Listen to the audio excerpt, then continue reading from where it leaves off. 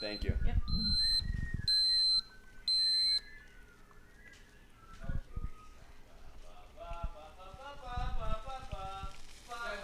Hi, say this is the morning podcast with Jacob and Ethan. This is hell.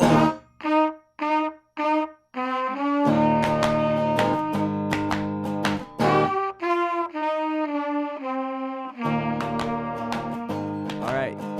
You guys use Anchor too for Vonte NYC? Yeah, definitely, yeah. All right, we just upload it to there and then post it to all the DSPs. Yeah. Pretty simple stuff.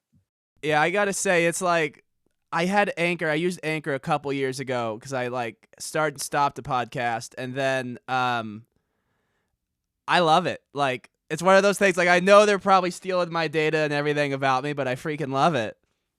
Yeah, it's. I mean, I wish they made it easier to monetize. I mean, got to work for your money, right? But Right. it's great. I use ads for like the beginning portion of my pod, but then I stopped using them just because I'm like, I started opening businesses. I have people that want to promote certain things, so I was getting payment from that. Is that kind of stuff. So I was like, I'd rather take that than wait forever Yeah. for me out some $15. But I mean, I rock with Anchor, man. I love them. They've been holding it down. Everything is easy to set up. I just actually, what I was waiting for is I was setting up a pod. I have a pod releasing today, an interview releasing at 10, but I fell asleep on editing last night. So, Oh.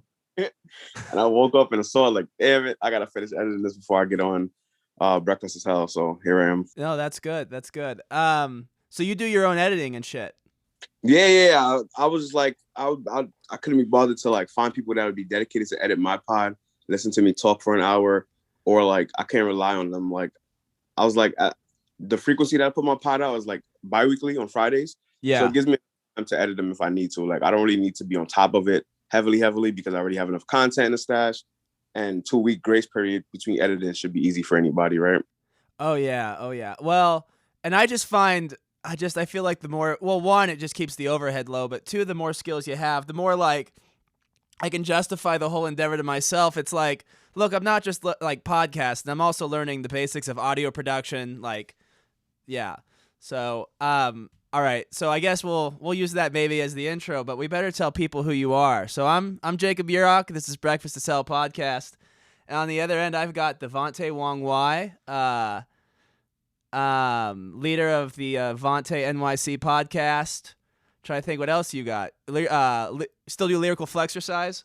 I do, yes. We're on the Cyphers now. We did the series, last year and the year before that. Now we're on Cyphers, so I'm happy about that. And I got a R&B show on the way. Can't give too much details away about that yet. I don't know when this episode is going to drop, but I'm pretty sure that the R&B series is going to come way after this. So I don't want to drop too much episode, but for my R&B, I said too much episodes, too much info.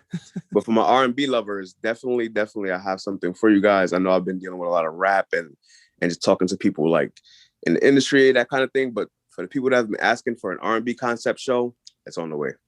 Okay, so when you say show, I saw it on your profile. Is that like a web series, like a concert? Like, what do you mean? So what the idea is, I don't know if you ever watched like MTV Unplugged back in the day when they So but this idea is because I'm gonna go for, I don't want to say lesser known artists, but I mean, call a spade a spade.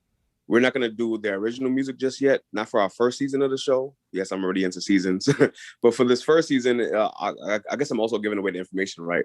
We're gonna do a cover series, and singers gonna come up, choose their favorite 2 songs, and they're gonna perform them in a in-house studio with live band, live instrumentalists, that kind of concept. And we filmed already some episodes, and it's been great. I can't wait to put them out. These singers are picking great songs, by the way. And it's ultimate good vibe. It's good for the singers, good for instrumentalists. I know bands have been missing that outdoor feel or that performing feel because of the pandemic. So I want to also give them that. And I'm seeing big things for it, Jake. Like I said, R&B lover is definitely something that you're gonna enjoy when it finally comes out. But that's what I do, man. I podcast, work with rappers, I'm working with singers, and I just dabble in the fields and see where it leads me. Yeah, I don't know how you keep it all straight. You've got the freaking health products line too, right? Yeah.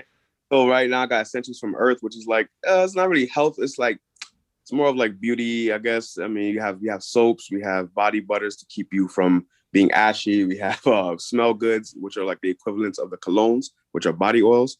We have all different type of fragrances there. I just launched burning oils, which is like the equivalent to candles.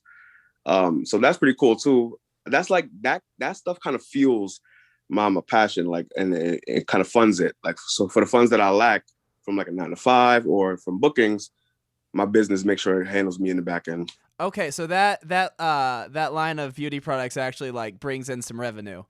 Yeah, definitely. That's why I always like, if you watch like the ciphers now, or if you look at the pod description, I always make sure that I say that it's sponsored by Essentials from Earth, because literally it is sponsored. Like, I wouldn't be able to do it. Some of those funds weren't coming in, so I'm definitely grateful for that. Shout out to my dad too, because that's his business really. It was in store, and with the modern modern day, he wants to get online. But I said, let me do it. Try to create some type of revenue for myself. I'll get the products from you wholesale, and then and flip it on my end. Okay, I was gonna say, like, you got to have some kind of in, or somebody who knows what they're doing. Because if I just tried to start selling some beauty products, like, here's some soap from Walmart, No, it's hard. You gotta find like target audiences, people that'll buy from you versus the Walmarts or the Targets, that kind of thing. But once you give good quality products, I think people come back over and over again. Yeah. No matter. Well, I think people have a problem with that too. It's like they have a problem finding stuff they like. So if someone they trust recommends something, and then like it's good, like they're gonna keep coming back. Like they know you've got good shit, and yeah. Yeah, definitely. Okay, yeah. See, I do the in-house ads with Anchor, but yeah, it's weird because it's supposed to be 15 per milli, but like I'm at like 1,500 streams right now, and like I still only made $9, so somehow the math is up. But whatever. I mean, it's weird, but hey, listen, there's some people that didn't even make that $9, Jake. So congrats to you, man. Like the fact that monetizing off of Anchor, some people don't even get that far. So kudos to you for real. No. I mean, you've had yours going for 2 years, 2.5 years, haven't you? Since 2018. So yeah. I want to say, yeah. So if I would have stayed on Anchor, honestly, and like monetized, I could have made some decent money. But I just, sometimes you just, when you're in something so long and you've done like the type of style that you're doing, like I've been doing interviews for, I want to say 8 years now. It just so happened that podcasting came out, so now I do it here. So I wasn't really big on like the advertising back then. So it wasn't really a thing for me this time around. It was cool that it was an option, but that's not really like my focal point for my pod, at least. Right. So yeah, I guess my feeling with it more is like, yeah, for me, I don't do it for the money either, because I don't make enough money really to justify the time or the energy. But it's kind of like I feel like, because I write, and writers say, like, look, you should get paid for your work. Like, there's plenty of people who'll take your work for free, but like you should respect your work enough to get paid for it. And so I just think like it's important, if you can get, like, you ought to charge people a little bit of something, charge a little bit of their time, charge a little bit of their money. Like your work is valuable, and you need to put a value on your own work. For sure. Yeah. Like, I'd say like, in the beginning, when you like start off, obviously you just a small fish in a big pond. So you got to find your little avenue at first. And now that I'm where I am now, I can like start to charge for things. I can, have send invoices, and people will respect the invoice or respect me enough to pay the invoice because they've seen the grind, they've seen how much I put into it, the passion, and how much I care for the people I work with. So, I mean, I don't ask for much. I'm not trying to, run anybody's bank account, but at the same time, it's like a lot of things I do, the people I do it with benefit a little bit more than me. So it's like, if you can't invest in yourself, there's no way I'm going to invest in you, No, I hear that. I think it's interesting you do an R&B show though, because pretty much on your show you have like rappers mostly, right? Like you're a big underground rap guy. Yeah. I love rap. Rap is like R&B is my favorite genre of music, but rap is like my favorite. Like it's like my pastime. Like I'll listen to freestyles. I'll watch ciphers. I'll watch all the old BT stuff for days, like, and be just by myself in a room locked in and just watch all that stuff. So to do it now, it's like, I always say to people, it's like being a fan of Jeopardy. And then one day you host Jeopardy or create your own show like Jeopardy, and it becomes a thing. And that's how it was for me. I did Lyrical Flexercise, a series of 50 rappers independent. And then when the pandemic hit, we couldn't really record anymore because studios were locked down. Yeah. So like when I want to say the pandemic was over, but after like I want to say August, I was like, all right, we got to find a way to continue to work, but safely. And that's when I came up with the cipher concept. It was easier because we can get a lot of people in a room at the same time, film, and then go about our day rather than having multiple people come up multiple days. It's so far so good, man. I'm like I said, I'm just rolling with the punches. About to drop the fourth one, so obviously they're doing well enough to have four coming out. But yeah, I'm a big that. So people know me for that. People are like, all right, this is the guy that handles the rap, et cetera, et cetera. But as I'm really gonna like have them go crazy with this R&B, Jake. Like they're gonna be like, whoa, like this guy's versatility is crazy, and it's not. And for this show, I'm not gonna be in it. You're probably never gonna see me on camera in any episode. This is a show that I want to test my creative ability for real, and see what I can do behind the scenes. Because I mean, to be on camera during a cipher is simple. I stand there for like 6 minutes while the rappers are rapping, and people don't like that. Even that is hard, but yeah, this time around, I want to show my creativity, let people know that R&B is my favorite genre, and I wanted to show that like with this project, I wanted to show that I care about singing, I care about instrumentals, like just I'm a big instruments guy, like guitar, like bass, sax. All those things are great. So that see all the stuff happen in front of my face and know that I created it is like, I can't ask for anything better. Yeah. No, it is. Yeah, it's, like with rap, like I love rap too, but there's something about like, even like the classic R&B and soul records and even like old funk records where everybody's just in the studio live and you like, it's a real band playing and they're just all freaking locked in and it's all about rhythm. I mean, I guess with soul and R&B, it's more about feel, but there's just so much good like shit happening. Like you go back and listen to some old like pop records and stuff. Like the studio musicians can really give a fuck less, but like on those old soul and funk records, man, like it's just a joy to listen to everything that's not the singer. Exactly. Yeah. Yeah. Funny that you mentioned that. I was in the studio with my engineer. Shout outs to Wave King, and shout outs to my videographer Z. We were in the studio like I want to say a few days ago, going over editing some of the vocals and some of the sounds, and we took out the singer's vocals on one of them and just let the sax, the bass, and the drums play. Yeah. And bro, it was like magic. We were all sitting there like, I need to start to create a show without singers. Then I need to just create a whole vibe of just a band because this is great. Oh like, man, this is great. I'm pretty sure like with this one. And then the songs the singers are choosing from they vary. Like the first, I'll give away this too. One of the singers chose an Ari Lennox song. Ari Lennox is like a modern day artist, and then she also chose a Stevie Wonder song. So the range, from new era to old era, and the fact that she covered both of them so well, I'm pretty sure everybody's gonna enjoy like the way everything comes out. Yeah, I gotta say that's one artist I feel like people don't give enough love to. Like, I know people know who he is, but I don't think they realize how good he was, Stevie Wonder. Like, yeah, and it still is. Like, it upsets me that like people put him in the past. I mean, yeah, he doesn't put out albums and stuff today, but Stevie Wonder can still rock a crowd today. I went to a concert of his, 2017. It was on my bucket list actually to go to a Stevie Wonder concert because when you see people that age and those type of conditions, we don't really know how long we have with them. So I was like, as a kid, I didn't really know how to ask like my parents to take me to a Stevie Wonder concert. It wasn't really a thing, like really. But when I got old enough to go to my own concerts, I bought a Stevie Wonder ticket. I went to Prudential Center. Shout out to that center. I think they closed at this point, but I went there, saw Stevie Wonder. I was by myself, and it was like the most eye-opening experience. Like I just saw Stevie Wonder like live, live in person. Like this is not a myth. This guy is actually who he is. He had a backing band, probably, right? Huh? Did he have a backing band? It was for some songs, and it was small. It was maybe like two other. Like, he was on the piano a lot the whole night by himself singing. Okay. Like he was really doing his thing, and I was like, "Yeah, this is it. This is it." So, like again, like I listen to R&B, like the soul stuff, the feel good, the vibey, the moody, and I'm just again glad to have this finally come to fruition. Yeah. I'm trying to think. I mean, I don't listen to much contemporary. I mean, D'Angelo I listen to sometimes, and I got really into The Weeknd like when he first came out. Yeah, The Weeknd now too appealing to me, but Weeknd when he first came out, like, oh man, dude, Yeah.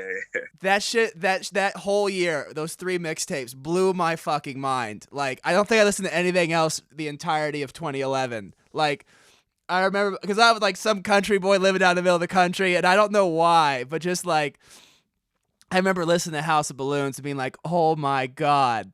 And then when the third one dropped, what was it? Echoes of Silence, and he had the Dirty Diana cover on that.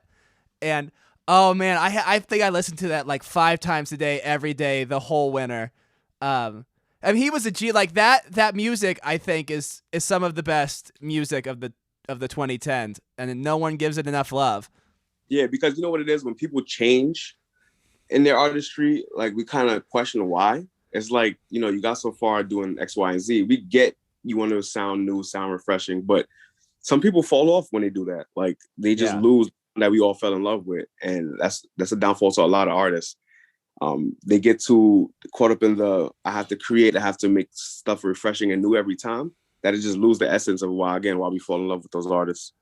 Well, I think too, he put out that Kissland album, right? And I don't think that sold worth a damn. And then I think I just think he was kind of in his head like, okay, I can keep doing this, and like I'm gonna start selling less and less and less, and be less and less important, or I can just make a hard pivot to the mainstream.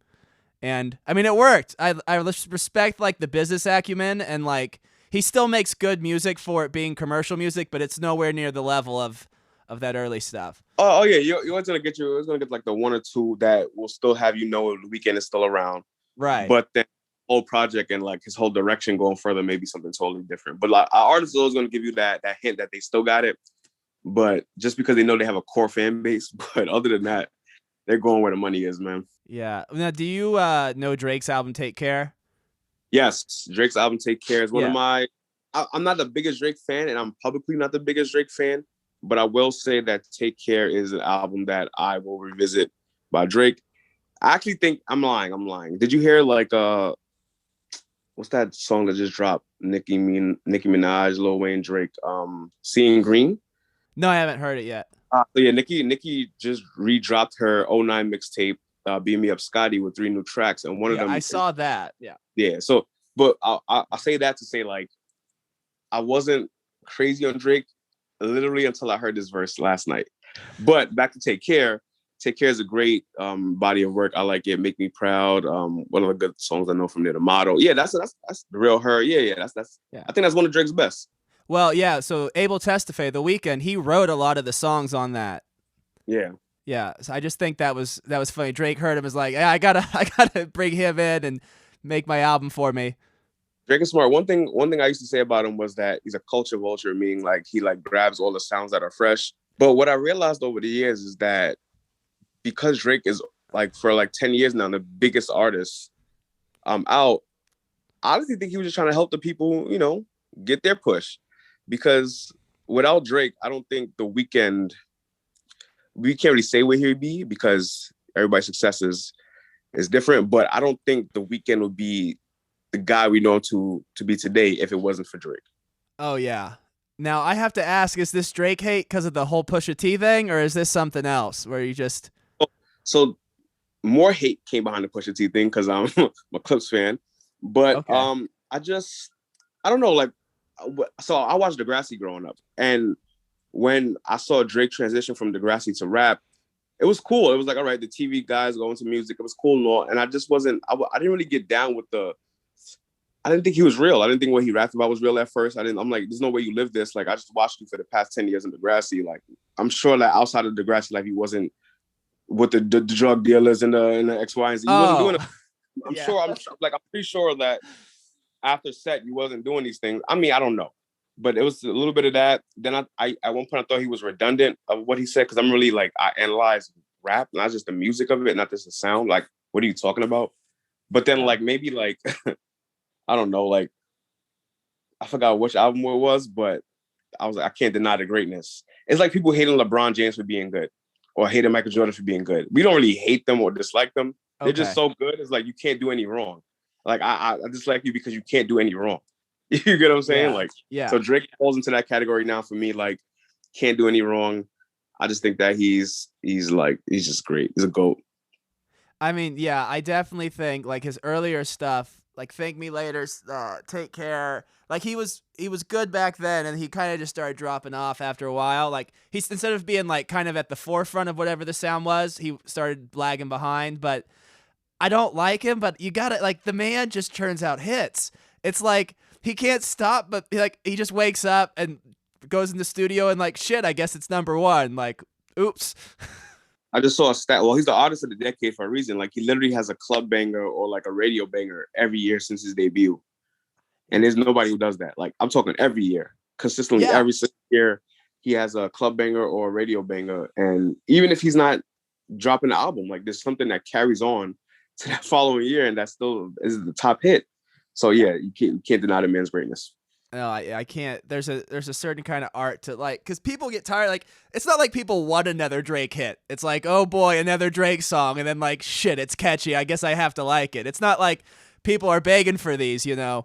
No, honestly, when I see him like post things about him dropping an album, I'm like, oh boy, Drake. But then you hear it, and it's like, oh boy, Drake. Like you know, like it's a change of tone, and you hear his stuff. Oh god, I thought Scorpion was awful. I tried to listen to Scorpion. I got about 6 tracks in and I turned it off. I want to say like after Views was the first bad one, I thought. Yeah. Actually, the one before that, I didn't even like the one before that where he's on like he's got the picture of himself as a kid. Oh, Nothing Was the Same? No, I like Nothing Was the Same, man. Nothing Was the Same was a good one. That's a goodie right there. Right. I know most people like that one, but like I feel like even people who like support that was his last great one. You know what I mean? Yeah, no, definitely. Because I'm like, I talk with a lot of people who are into like albums and stuff. We break down albums, and they always say like after like that Views run, that was really it. Like everything else wasn't really a full body of great work. It was just like a bunch of great songs and that kind of thing. Right. But yeah, Views to me was his last great project. Scorpion, I only like 2 songs on Scorpion: After Dark, and I don't know the other song name that I like on there, but I know After Dark is my favorite song on the album. Yeah, it's got Static Major and Ty Dolla $ign. Yeah, great banger right there. It's a banger. Yeah, I am a big Pusha T fan, so I did have to love when that whole thing happened. Yeah, I definitely chose Pusha T's side. I definitely chose VA. Like Clips is like that's how I really got into rap. Really? Yeah, because banging on the lunchroom tables, grinding beat, like that. Before that, I was listening to whatever came on mainstream. I was young when the Clips debuted, so like whatever was on radio, whatever my parents allowed me to listen to. At that age, I wasn't really looking for music for my own amusement. It was just whatever was available. And then I started to hear like the Clips, and then people used to do that grinding beat on the lunchroom tables and they rap to it. So I started to get those videos, them rapping. Then I started to get into Pharrell, and then like that whole era. And then I started to listen to rap for real. Like I started to listen to a lot of Jay-Z, a lot of Jadakiss. Jadakiss is my favorite rapper, by the way. I don't know if you know who Jadakiss is. I know who Jadakiss is. Yeah. Okay, yeah. So yeah, I listened to a lot of those guys, and that's when I really like. And then after a while, BET started coming out with shows like Rap City. Big Tigger came out with Big Tigger in the Basement with the freestyles. Then BET started doing Cypher. So that's that little transition from like banging on lunch table, hearing kids do it, listening to Clips at home secretly because they cursed up a storm. Moms wasn't trying to hear. So I listened to that, and then it kind of broke me up into rap. Like, and I fell in love with wordplay, just the stuff they talked about, how real it was, seeing these guys like, and it's like, all right. And like I said, I've listened to other rappers, etc. before that, like that whatever was out though, like the Nellies, the T.I.s, everybody. I heard of everybody, but it wasn't until Clips came around that I started to really dive into rap. Well, I mean, it's almost like painting. Just like, first of all, Pharrell used to be able to freaking produce with the Neptunes. But it's just like, I don't know. I know Hell Hath No Fury pretty well, and just like the freaking everything on there is grimy, and the wordplay is so like intense and like complex, and I mean, there's just so much. Like, if you grow up like your whole time hearing what's on the radio, and then you hear that, you're like, oh shit, there's like a whole nother level that this can go. So. Yeah, I love that album, but I think I think like his Daytona, I think that's as good as anything he's ever made. Oh yeah, Daytona is definitely like that. That's Pusha T. Like if anybody ever asks me, let me here's some Pusha T, or what would you recommend? I'm playing that. I'm not even gonna play any clip stuff. I'm playing that. Right. Those 7 songs, you can hear that. That's what you can hear. I'll let you hear this, and you'll instantly become a fan of Pusha T. If not, then I don't know what. Yeah, and he's the like, I feel like he's got the perfect amount of celebrity where like he's made it, he's made it in the industry, but like he's not a household name. Like Yeah. I'm going for, honestly, like I want to be where like I made it. Household name sounds cool until like people are running you down every 5 seconds about things. So it's like, I think Pusha T later on in his career realized that the acclaim was a little bit more valuable than the fame. Like knowing that he's Pusha T, knowing that people will call him for a verse, knowing that his name on a verse speaks volume, rather than just him. He can live a normal life, walk the streets, be him, but still have that it factor. What makes him him, Yeah. Well, and I mean, he's freaking running good music. Like, man, like what a career. He's like longevity, like variety of endeavors. Yeah, it's just like a great career. Yeah. So, speaking of other people who had good careers, you freaking ran into Mike Tyson outside your apartment building. What the hell is with that picture?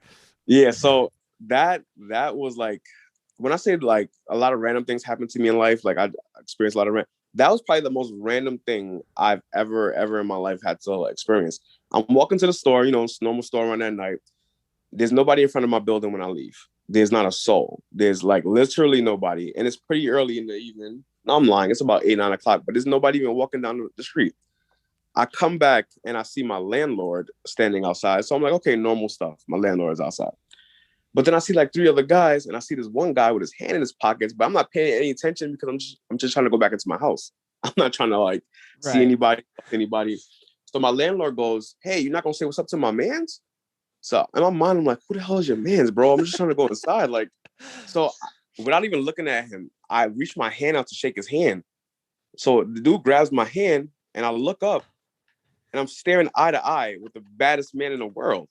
Like. Like it was like I was like, I said it to him in his face. I was like, somebody pinch me. This is not happening. Yeah. Like, because he's so calm about it. He just shook my hand. He giggled a bit, laughed. It was like, yeah, it's me. He's like, yeah, it's me. His list. He's like, yeah, it's me. Right. So I'm like, I've met enough famous people in my life. I'm not really like a starstruck or like picture kind of guy. If we get a picture, we do. If we don't, we don't. So I say to him, I say, "Hey, Mike, my dad's inside. I'd love to get a picture," but I already knew I was going to go inside and tell him that Mike Tyson was outside. Like, duh. So I didn't even care what the picture looked like. His manager or whoever he was driving with took the picture. It doesn't look like the best picture, but I said, you know what? I don't even care. Yeah, it doesn't matter. Yeah, the funny story about the picture, though, is I tried to take it with my arm on his shoulder, like we were cool, like got boys. And he was like, "No, you got to shake my hand." I said, "Why?" He's like, "Because you can't take a picture with Mike Tyson and have people feel like I don't respect you." And I was like, "What?" I was like, "Are you really talking to me right now, Mike Tyson? Like, what the fuck is going?" He's like, "If you don't shake my hand, people won't think you have my respect. You can't walk around without having my respect." He's like, "You know where you live? You know what neighborhood this is?" I was like, "What the This is Mike Tyson." And he's like such like a regular. I will say though, he has an aura. There's an aura about that guy. Like, it's like there was like a glow of him on him. Like, but there was no lighting. There was like a glow because when I shook his hand, again, I didn't look up at all. I wasn't gonna look at this guy. I'm like, all right, one of my landlord's friends. Let me just shake his hand and go inside. But when I shook his hand, I just felt like a whole energy, and I just looked him locked in the eyes, and I was like, yo. This is the hand that knocks people out. Oh man. Well, I mean, it's not just like you saw him in an airport or something. Like you got to stop, chat with him for a second, like introduce yourself. That's a different thing. And not only that, in front of my house, like I didn't meet him like going to the store or like, and he's standing in front of my building. I was like, somebody made a joke when I told them the story, and they were like, "Well, you can't be late on rent now because your landlord is buddies with Mike Tyson." I was like, you got a point. So your landlord actually knows him. Oh yeah, so they're boys from like apparently from like way back in the day. Mike Tyson obviously became Mike Tyson and became a fighter, but they close boys. They were out there chatting, hugging each other up, pushing each other around. I was like, what? Yeah, like it was like all right. For example, it was like if I see you today, Jake, it's gonna be a great moment because I haven't seen you in so long and we know each Right. other. It was like that for them. Like it was like a reunion for them, and I was so confused. Like I was so confused. But it was like I came in, told my pops. He went out, did what he had to do with Mike Tyson. But I was just, it was crazy. Like it was crazy. Like that's why I didn't care about how the picture looked because I'm like, I know where it happened in front of my house. The cameras above my house will show you that I was standing there with Mike Tyson.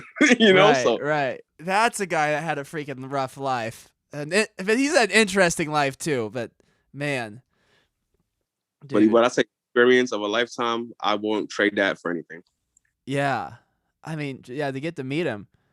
I mean, and he seems like a down to earth guy, you know. He just seems like someone who super down to earth because I'm telling you that whole handshaking speech he gave me, I didn't even like think twice about that kind of thing. He was like, if you notice, and he verbatim said this to me, I'm going to use the lisp and all that. If you check any of my recent pictures, everybody that I respect shakes my hand.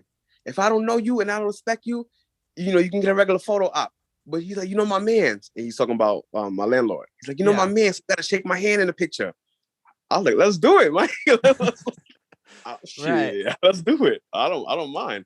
And that was that. I would say though, he has a deadly grip. His hand is like, yeah, he probably like. Oh, I'm sure. Yeah, like it was crazy. I wasn't expecting that. Like, what? Like, Mike Tyson at 50 in his 50s and 60s can still fuck you up like in your 20s. It's not even. I'm not gonna chance it. I won't even. Fuck me. I won't even chance that. He can. I think that's a great example. I feel like I've been starting to realize this. Like people who are actually great at shit or have been great tend to be like really humble and really down to earth. And it's when you get people that are like kind of middle of the road that they end up being like bigger dicks about shit they're good at, if that makes sense. Like people who are actually good don't need to perform that. Exactly. And what I will say is this too. He kept saying to my landlord, like, stop bigging me up, man. Stop making me hot. I just want to chill, man. I just came to chill. I don't want to talk to people. I was like, yo, he's a real down to earth, not really trying to be, you know. I really enjoyed that brief moment I had with him. Like, I'll never forget that. That's something I'll never forget in my life. Well, yeah, and he didn't ask for the celebrity. Like, he's a boxer. I feel like it's, you know, there's some people who get into things because they want to be famous, but like he probably just, I mean, I know he was raised up into it, but he's probably a boxer, like, first and foremost. So, like, just having everybody know who he is probably isn't necessarily, like, the thing he's about. Yeah, I mean, that would be a level of celebrity. I got to be able to go into a grocery store and people not know who the fuck I am. Like, no, for real, man. It's like now, I will say this too. Like now that I work with so many people in my city, it's like, it's hard to enter a room and not be known because at least one person knows one person that I work with. They've seen me posted up with them. They've seen me in the video. So it's good and it's bad. Good because obviously you want your work to stand out and you want your work to get noticed. Bad because like I really don't want fame. Like, and that's why I'm not in this next project on camera because I feel like this is going to be that project that takes myself and my team to those new heights. But I just can't be bothered with the like I know I'm like friends with a couple of quote unquote celebs or actual celebs, like, so I know what their life is like when they try to walk the streets and they just try to live normal lives, and I don't wish that on anybody. Like I don't wish constant harassment, and we get it. Like people are going to be fans, people are going to support, so when they see you, it's a big thing. But I just think that people forget that celebrities and influencers and just anybody are humans. So the same way we feel on a lower scale, they feel the way, but just with a little bit more notoriety, you know? Well, and I think too, like, you know, I don't know, maybe I can't speak for you, but I feel like a lot of people, myself included, like you get into shit that like makes you a public person because you like being a public person. You like want like feedback and positive reinforcement from other people. And so like being that kind of person and then being exposed to as much negative feedback as necessarily comes from being a public person just in today's environment. Like, I know it's like the kind of person I am. I imagine, you know, people who, you know, are big, like that's got to be hard just to freaking take that much negative input in a day. If you know, look at it. I mean, there's going to be someone every day somewhere like complaining about like just everything you do. And man, yeah, you gotta learn. I mean, luckily for you, like your personality still shines through on the pod, but it's not necessarily like a personality heavy podcast either. It's kind of like it's all interview based, man. Like when I switched to podcasting, because I did a show called Chino TV years yeah. back What where I did. I hear you reference that. What is Chino TV? All right, so when I was in high school and like a little bit after high school, like into like my first couple of years of college, I went by the nickname Chino. Wang Wai is my last name. So one of my friends back in high school, Chanel, she used to call me Chino as a nickname, and it caught like wildfire. To be honest, like everybody in my school called me Chino. And then 2013, my friends were in a music group, and they wanted an interview, but at the time, like it was hard to get those kind of things because people weren't doing it. So I said, you know what, I'll do it just as a honest to God as a joke. Like I was like, let me do it. I didn't see anything going further with it. When we did the interview, they told me to make a name for the channel or the show rather. And I was like, well, I'm Chino and I can't really think of a concept name. So let's do Chino TV. Okay. And they were like, all right, cool. We did the first episode. We released it. And then people started to write me about interviews. And I was like, whoa, like, no. I didn't want to do this. That's not my path. It's not my goal. But I did like 19 more interviews on YouTube. I can unarchive a couple and let you see them, like some throwbacks. Yeah. Some when I met you too. Some of them were like going down when I met you years back. So right, that's what I was thinking. Like 8 years ago, that's when we met. So yeah. Oh yeah. So I definitely was doing it then. I stopped for a bit after 2015. I stopped doing media, stopped doing interviews. I was still young. I'm still young, but I was younger and I just wanted to see what else life had for me. So I took 2.5 years to see what else life offered.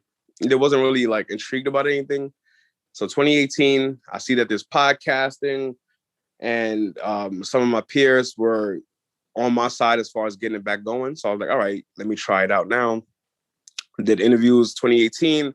My mom passed away in 2018. So it was kind of rough to continue to really focus on things like that because I just had to make sure that I was good. Like I was only 24 when my mom died. So it was maybe not even that age. I was younger than that. My mom passed 2018. I was 20. No, I'm lying. I was 24. So that at that point, I stopped podcasting for a good part of 2018. 2019 came around. I want to get heavily back into it. So I hit up some DJs. Shout out DJ Spaz and my boy Selector Shah, who came on the pod as in-house DJs and provided mixes and input. People started to like the input portion of other people on the pod during interviews. So I searched around for a co-host and I got Ash Dollars, who I've known for a very long time as well. Ash, what year did you work at camp, Jake? Because I went to college. I went to school at 2011. I think it would have been 2013. Yeah, you remember Ashley? Yeah. So Ashley's is that her on the podcast. Yeah, that's her. Definitely. That's her. Definitely her. Oh no shit. Yeah, 100% Ash. Okay. And I know exactly who that is. Yeah. And I've known Ash since high school. So like that dynamic was great. Like I've known her in different parts of my life, so it was easy to have her on board. So yeah, I'm dropping an episode just now, and she'll definitely be on that as always. Okay. But yeah, that's Ash. That's on the pod. So like I said, everything has been smooth.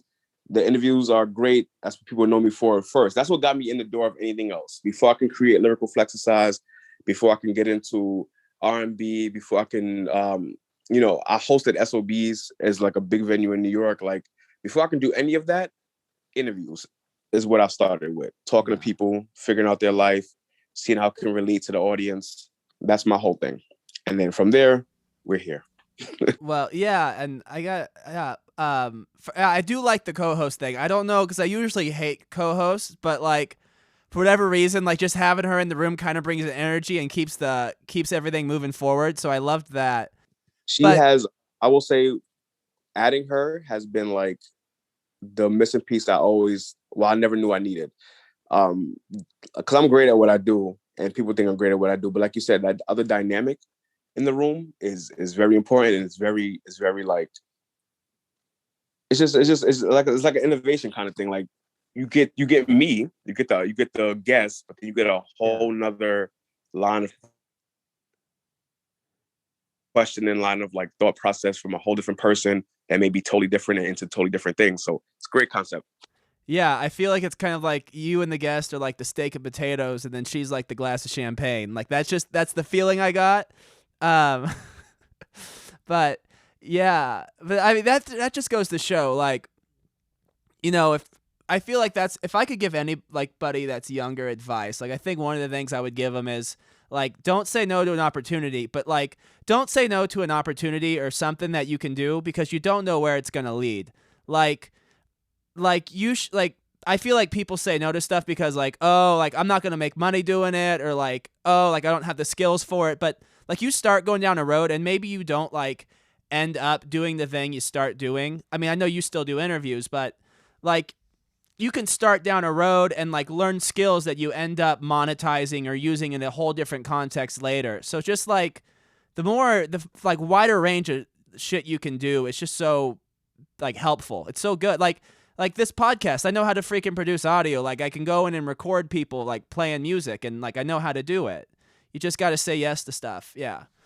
Yeah, you can't be afraid to fail either. We see so much success in entertainment that we don't think failure is even a thing. Like tough times, stress. Like me, I'm okay with the stressing and the trial and error because I know that it's something that I want.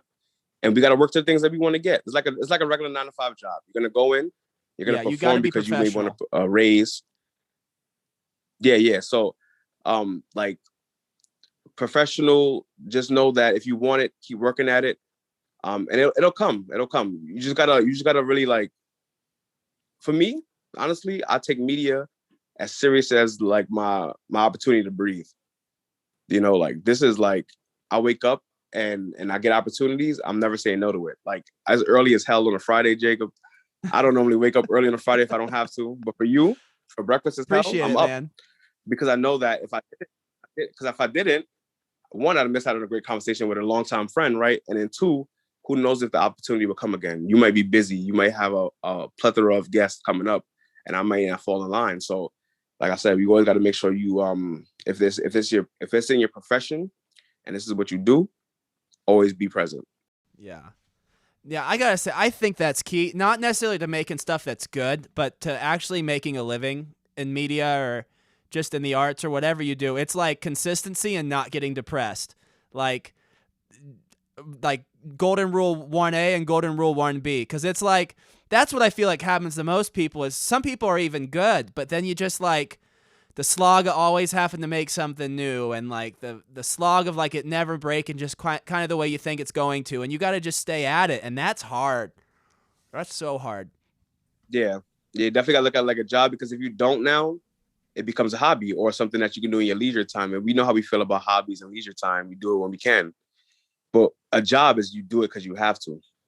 Right. You know, and like I said, when you get into this type of field, podcasting and just like mass communications, and you really gotta want to do it. Like we wouldn't be here if we wasn't two guys that like to talk. I know you, Jacob, but you know me. We love to chat, you know. So this is the right field up our alley. Like this is what we do, you know. So like there's no problem with waking up or you waking up, and I don't even know where you are in the world right now. I don't even know what state you're in. Yeah, I'm in Kansas right now. I'm going back to Europe here in another couple weeks. So. So right now it's probably like, what time is it for you? Probably like stupid o'clock in the morning for you right now. It's just an hour earlier, so it's not. Okay, all right, but hey, listen, you say just an hour. I would have been asleep still, man. The hardest one, I did one with a guy who I know in Prague, and he was in Prague, and I was over here. And I think I had to get up at like 4 a.m. for that one. But I mean, you do it, and I do like, for me with the podcasting, it's like, because really my like number one endeavor is to get published as a writer, so it's more like ancillary to that. But that almost like, I will say with podcasting, that's part I do enjoy it. Like it's because with writing and like art, it's like you have to say everything indirectly and it takes time. I actually enjoy podcasting because I can just like get on the mic and just bullshit over whatever I want to bullshit about. You know, it like I like to talk, like you said. So it helps that I enjoy it. It helps that we enjoy it. Definitely makes a difference. No, seriously. Yeah, but I mean, you gotta love it, like as a baseline, right? If you don't love doing it, like if you're just forcing yourself every time, it's not gonna go anywhere. But Like you also got to be consistent. Yeah. So I think that's who else was when I know you've talked you've made fun of him a little bit or people who like him, but I think a Future about this one because I feel like he's the first guy, like at least that I've observed, who's just like made good shit, didn't get recognized for it, and then just like kept putting out good stuff like multiple times a year, year after year, and then like eventually like made it to where he's just ubiquitous now, where it's like the value of consistency. Yeah, so I like Future. I think he's good. You know, I mean, I won't break my neck to listen to him or see him live, but I think that people got so caught up in this like toxic lifestyle with like the many women, many kids that, you know, it becomes like a play in his music. But I think that when people listen to his music without caring for Future the person, it makes some quality stuff.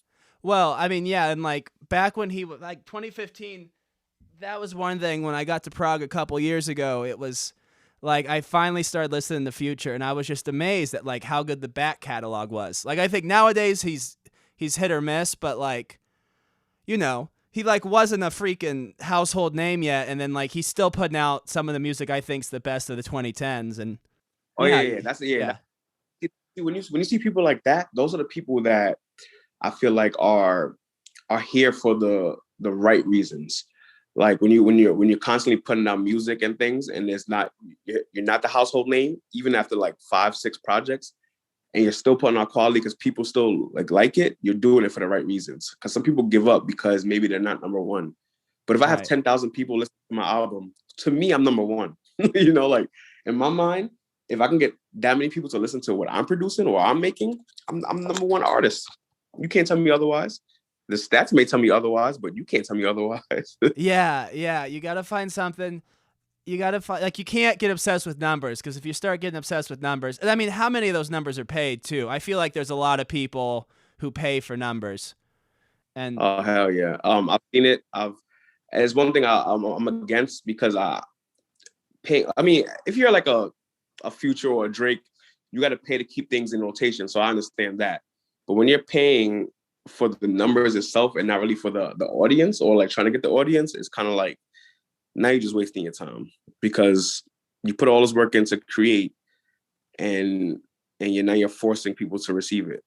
You know what I mean? Like it's I don't know, but like kudos to Future, because again, he puts out some of the best stuff. I go to clubs and parties now, and his stuff still plays from like years ago. So, you know, that's a guy that's gonna be around for a long time. yeah, well, I mean, that's just someone who, like, I mean, it sounds a little bit weird, but when I think of like, man, I gotta like keep working, like I just think of that guy who just like making some of the best music of the decade, and like took another 3-4 years before he became, you know, I mean, he was a star, but like he had, you know, become Future. You know what I mean? It's like, you just got to keep putting out quality stuff and people will follow. Like if your stuff's good, that's one thing where, like, how do I put this?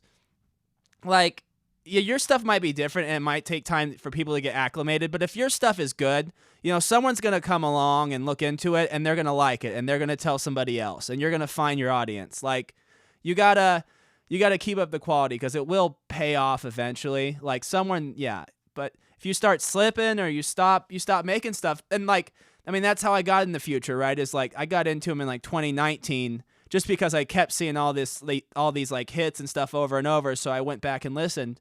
And it's like I learned about his old stuff because of his new stuff. And so it's like you got to keep putting out stuff so people can discover that, so they go discover your old stuff and they realize how good that was. So one artist that it was like that for me, and is J. Cole. Like I've followed J. Cole's career from the beginning, but at a certain point, it was like that wasn't my cup of tea when it came to rap. And then he put out more stuff later on in the years, and then I started to revisit some of the things that he put out previously, and it aged well. When music ages well, I think that's when it really like is quality. Because for example, if I'm listening to 50 Cent when he first comes out, I'm like 9 years old, right? But if I'm listening, you're not going to connect to that. Yeah, like when I was listening to 50 Cent at 28 years old, it's like, okay. Yeah. And yeah, so same thing with J. Cole. Like I probably wasn't getting the concept, and I wasn't understanding what was going on back when he first started. But now it's like, yeah, I can tolerate it. I can listen to him. I would listen to him on my own without having anybody force it upon me. Yeah. You know, maybe I need to go back and listen to some J. Cole because I feel like I gave it a listen a few years ago, and he kind of felt like the Black Macklemore. Like he can definitely rap, but it just like, okay, here's my 12 sermons for the day, like, which I can't get on board with. And it was like that for me too. I was like, I don't like his style. I felt he was a bit boring. I mean, I still feel he's boring, but I understand where he's coming from now. If it makes sense. Back then, it was like I was waiting for like a pop rapper, like a hyper. Oh, we're gonna talk about cars and this, that. Oh but yeah. Let me get J. Cole, and it's like, I don't want to hear this at that age. But now you could listen to it. You can resonate. You know, it's feel good stuff. So shout out to him too. He just dropped the project. Yeah, I saw that. Yeah. Have you listened to it yet? No, I haven't listened to it because I got caught up in the Nicki Minaj train after she re-released her mixtape. So I've been listening to that all night. I haven't listened to AJ Cole yet. Dude, I can't. I'm a Cardi fan. I can't listen to Nicki anymore. Shout out to Cardi, man. Shout out to all the girls in rap, Meg, City Girls, all of them. But yeah. I'll say this as a rap fan and I'm from Brooklyn, so it's gonna be a little controversial saying this. Okay. Got Little Kim in Brooklyn, but I think that Nicki Minaj, then, now, and forever will be the best female rapper that we've ever experienced. See, when she actually wants to put in the work and write, she can actually write, but it's just, am I getting like pop star Nicki or am I getting like rapper Nicki? And that's what we was talking about earlier about like the weekend and stuff. When people reach a certain level of success, they start to like experiment. Or the labels may say, we want this sound because you already made it in this sound. So we never know why she went the pop route. But like I said, rap wise, for me, taking away all her pop songs and all the pop singles. Oh, dude, I'm giving Nicki Minaj the crown hands down. I don't remember what mixtape it was she did, but it was around the time she did the verse on Monster, and it's just like, I mean, I remember hearing that verse on Monster and be like, what in the holy fuck is this? And yeah, it's just, I don't know. I do think there's a danger to that, though, because it's kind of like, I don't think if she wanted to turn in that kind of verse again, she could do it. Like, I think that people become the masks they wear. Like, you can only, like, decide you're going to pretend to be a pop star so long before, like, you kind of lose whatever made you, like, so great at the start. I'm not, like, I mean, how do I put this? She may be the greatest female rapper yet to come along, but there's definitely open room for someone to come in and take that crown still. I'm seeing potential. I mean, who am I to say I'm seeing the potential, right? But I mean, as a fan, as a consumer of the music, I won't say who I think is coming up because I'll probably get hell for saying it. Breakfast is hell, but I probably will get more hell. Okay.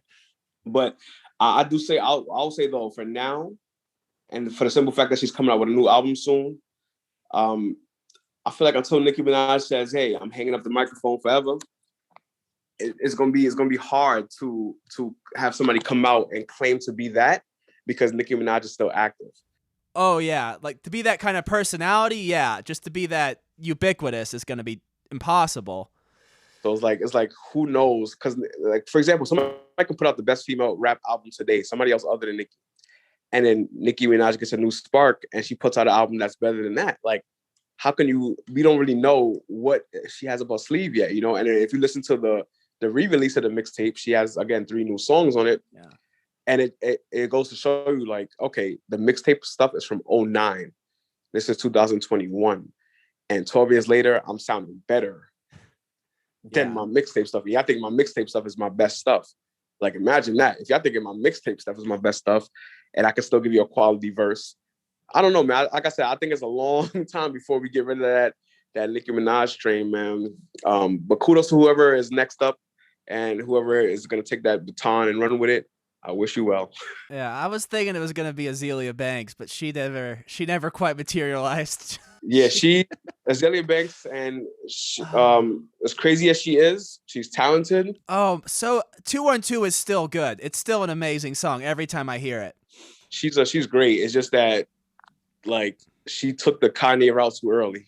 Yeah, she did Kanye before making all the classics. Yeah. Like you can't do it. You can't do it yet, Azealia. You gotta wait a little bit, then you can do it. But I guess she's living the way she wants to live her career. So, You know, again, shout out to people. I mean, she does some questionable things. Like, I don't know if you see when she was boiling her dead cat. No, I didn't see that. So she dug up her cat. She dug up her cat out the backyard. Boiled her cat? And boiled. Like, I can't make Keep telling me. I can't believe what? Did she eat it? Like, I didn't get that far in the live. I wasn't trying to eat the cat. Like, because I was watching her live and I see her like in the backyard digging, and I'm like, what the hell is she digging for? And she pulls up a cat. I'm like, is that a dead freaking cat? She puts it in a pot and she's making dead cat stew. And I'm like, this is not. Oh man. Somebody said it was like a ritual or something like that. And I'm just like, that's cool and all, but some things are not for Instagram.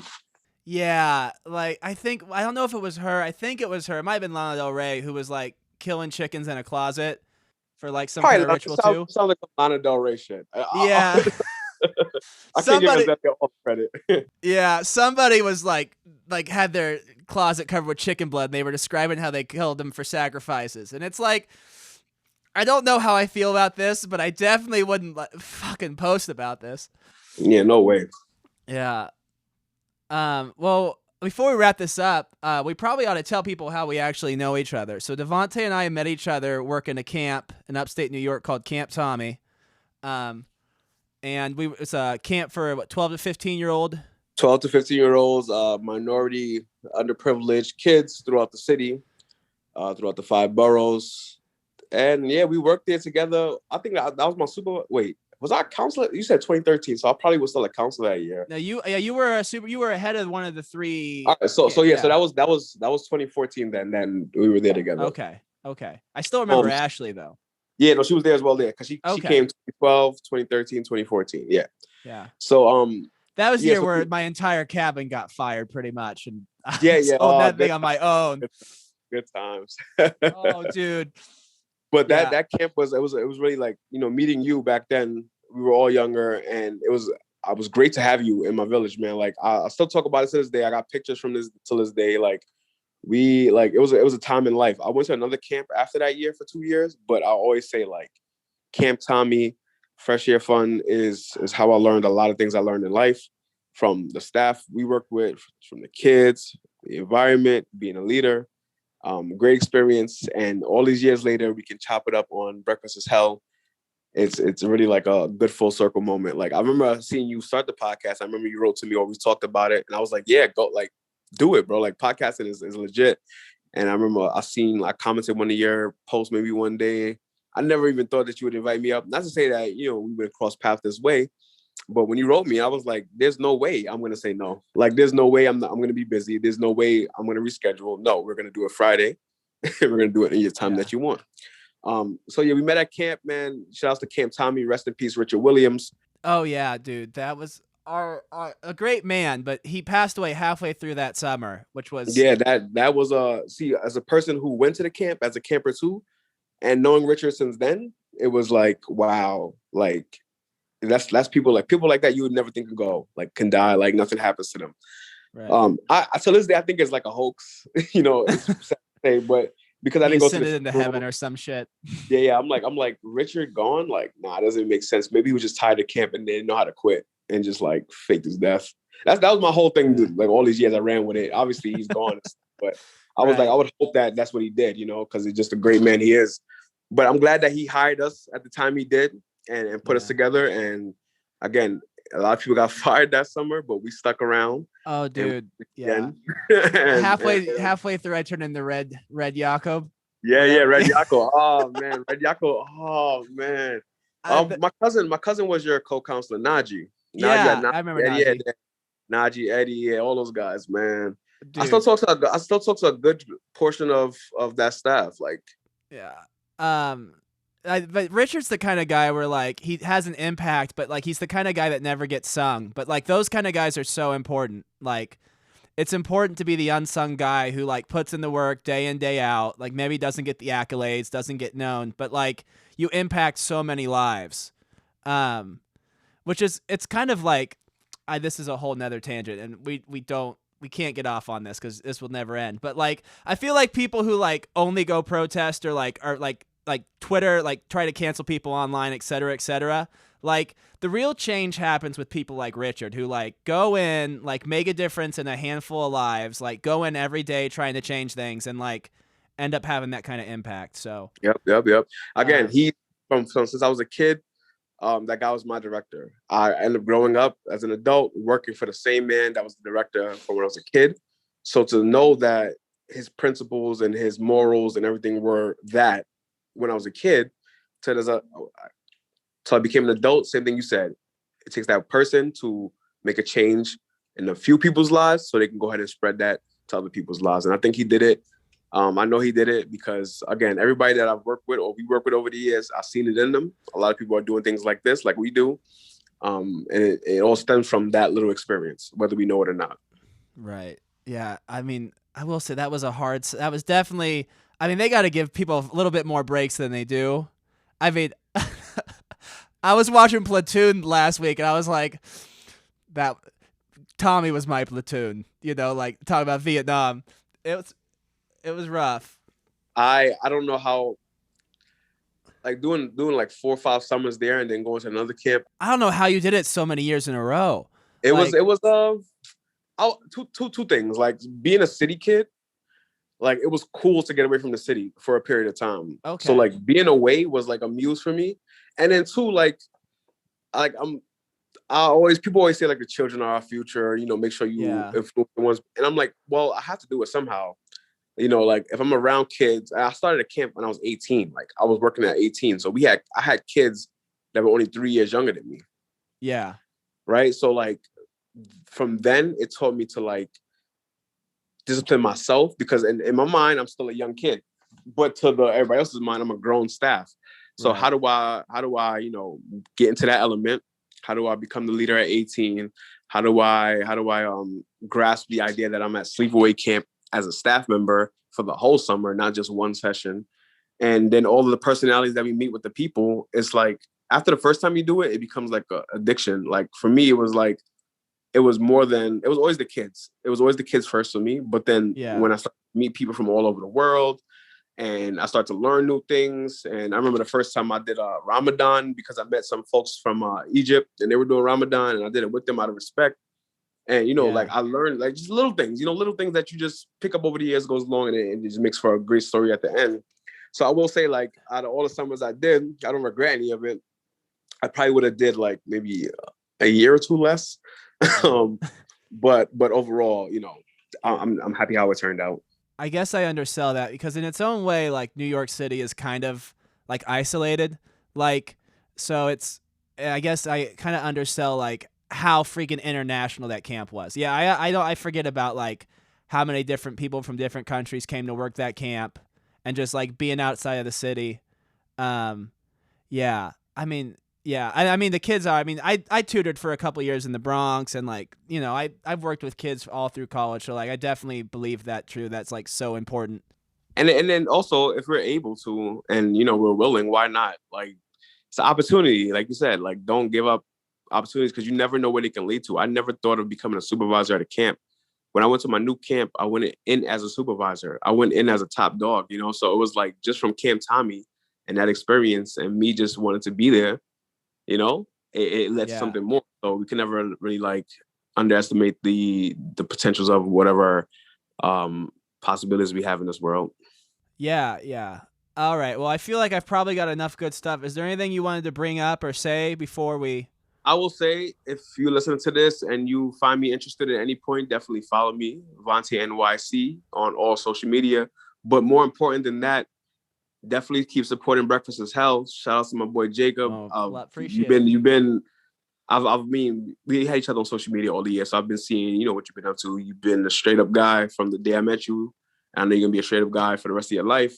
I wish you success with the pod. You've been doing great so far. I've seen the numbers that you posted with the episodes that you have out. That's very, very inspirational to somebody that maybe wanted to start a podcast. So keep doing it. Don't give up. Keep going. I'm happy to be a part of Breakfast is Hell history. And then one day we definitely, whenever you land yourself in New York City, come check me and Ashley out the studio. Definitely want to have you in, tap it up. It would be great because we had Chris Bazemore. Really? He's a comedian. He's a comedian. Yeah, hilarious. I'm gonna send you some of his work. And please do. Yeah, and we had him on the pod. So like we talked about like the camp stuff, and so it'd definitely be good to have you up and, you know, reminisce and talk about all the new stuff we're up to. Yeah. I would say check out Vonte NYC. Who was the jeweler you had on?